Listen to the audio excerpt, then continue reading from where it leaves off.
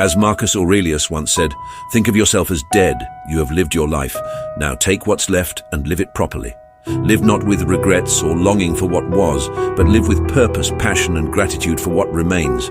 Cast out the distractions that keep you from being present and seize every moment from here onwards as an opportunity to live with intention and authenticity. Don't post about what you're gonna do. Don't talk about what you're gonna do. Like, keep that to yourself and then just go do it. When you post stuff like that and when you say it out loud to people, you're almost like getting off on the idea of it, right? Like you're getting a dopamine rush that's almost like, approaching identical to the feeling that you would get if you were to actually go out and do it. He didn't tell them nothing. What does this tell you, chat? What does this tell you? The fact that he didn't tell them shit. He was sustaining his own confidence, his own goal, his own dream. He didn't need nobody to support him. He didn't even need anybody to know they doubted him. He didn't even let them doubt him because they didn't know what was happening. He didn't even care to get their opinion. That's how determined he was. He was so focused on his goal. He didn't even tell them because he didn't even want to hear what they had to say because it wouldn't have made a difference. I'm still going to try to be the rapper. He had complete confidence. Why?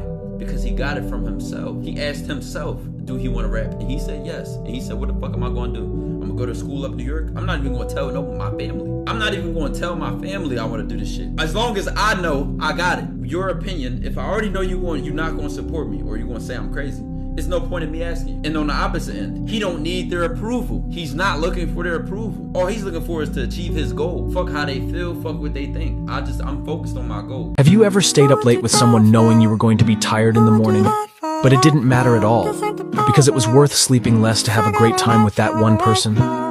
You willingly sacrificed the comfort of sleep just to listen to their laugh a little longer, to share thoughts you wouldn't dare speak in the light of day, to be there in their quiet moments of vulnerability. This is when you realize the depth of your connection. It is these unfiltered moments, these raw, sleep-deprived exchanges that transcend the regular chit-chat of life. It's in these hours that you begin to understand their soul and they yours. You realize that this person, this beautiful soul sharing your insomnia, is worth more than any amount of rest. You come to know that love isn't always about grand gestures or passionate declarations. Sometimes it's about shared silence under the moonlight and conversations that make sunrise seem like an intruder. It's about choosing them again and again over the promise of sleep, because being with them in that moment is life itself.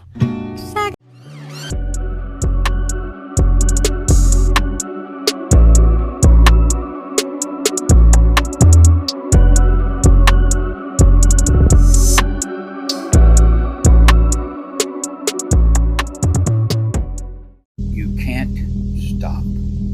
You can't quit. You can't say, I'm a failure. You're not a failure. You're not. You're a wonderful, strong, intelligent youngster. Take advantage of that. Trust in God. Trust in yourself.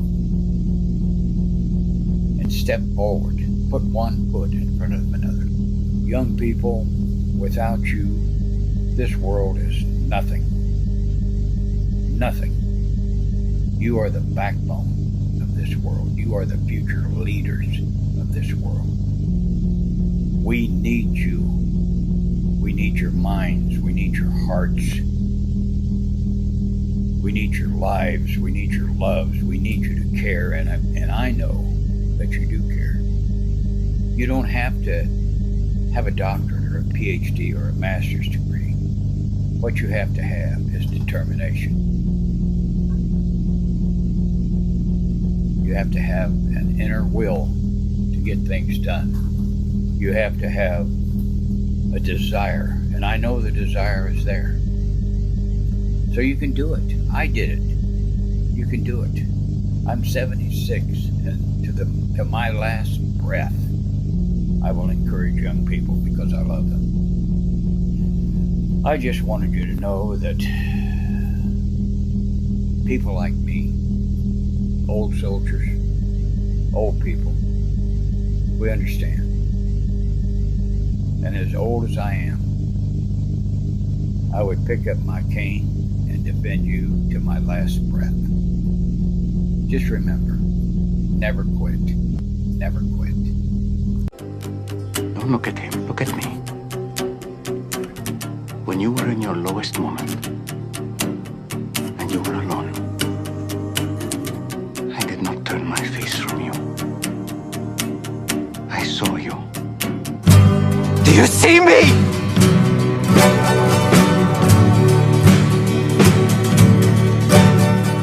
Puedo hacerlo, creo que puedo. Cuando repita esto, encontrará que este mensaje está emocionalizado y que viene de su mente consciente a su subconsciente. Golpea el otro mensaje de no puedo, que viene subiendo y lo lleva abajo. Y entre más emoción le ponga, puedo hacerlo, más débil y débil se vuelve el no puedo. Y eventualmente la emoción más fuerte, recuerde la ley de la emoción más fuerte dominará y sobrepasará a la emoción más débil. This dad's kids all got together and bought him his dream truck for his 60th birthday. As soon as he saw it, he started crying. He's only drove one car his entire life and never bought another one. His daughter said, "He's sacrificed a lot of things for us. He'd rather have us have everything rather than him. So it's only right he now gets his dream car." He couldn't stop crying even with his family trying to comfort him, showing how grateful he was for this awesome gift.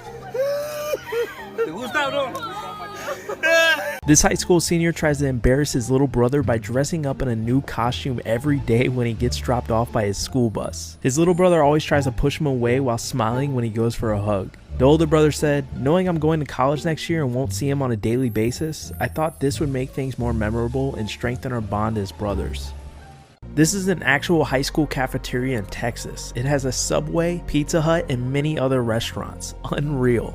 This 16-year-old got accepted into Harvard and was around all of his classmates when he checked if he got in, and the reactions are amazing. His mom is a single mother who worked multiple jobs to be able to pay for his tuition. She said, "No matter what bills weren't getting paid or what lights were cut off, I knew I was coming home to good grades and kids who were striving in school. It was his dream as a kid to go to Harvard, and he made it a reality." A lady came up to these group of guys at the beach and asked them if they could fulfill her husband's wish to ride a wave one last time. She said he suffers from dementia and only has 1 year to live. An incredible moment for him and a great gesture by these guys for making it happen. This guy hasn't seen his brother in over 20 years and went to the airport to surprise him. He stood behind him while he was waiting for his bag and never noticed him. He started messing around while his brother was still oblivious that he was even there, until he finally turned around and saw him. A great moment that his daughter caught on camera. Her sister is in first grade and having trouble transitioning to a new school. She came home crying to her sister one day, saying no one wants to be her friend. So her sister went out and got her a kitten to make her feel better. Her sister said, "I'm just happy I was able to put a smile on her face." I got him for me and you. So you have a friend because you love kitties so much. These two girls said that their biological dad was a drug addict and physically abusive to their mother. But 12 years ago, their stepdad came into their life and changed everything for them. They said he loves us as his own. So they decided to surprise him by legally changing their last name to his. Yeah, my last name changed. He immediately went to hug them and he kept it cool for a little bit until it really hit him and he broke down in tears. And then they told him this. Love you, Dad. When these guys were bringing in the wedding cake, they accidentally dropped it, and the bride was standing there watching just stunned. But her husband's reaction showed that she married a good one, going over there and eating it off the ground, waving her over, just living his best life, trying to make the best out of this situation. This little girl brought her little shopping cart to the store and a man walked by and said this. He thought it was adorable and noticed her cart was empty, so he got out his wallet and told her this. "I'm gonna help you with your shopping today." He actually gave her money and the little girl even told him thank you. Her parents were so grateful for what he did, and the little girl ended up buying herself a gallon of milk and her favorite cookies.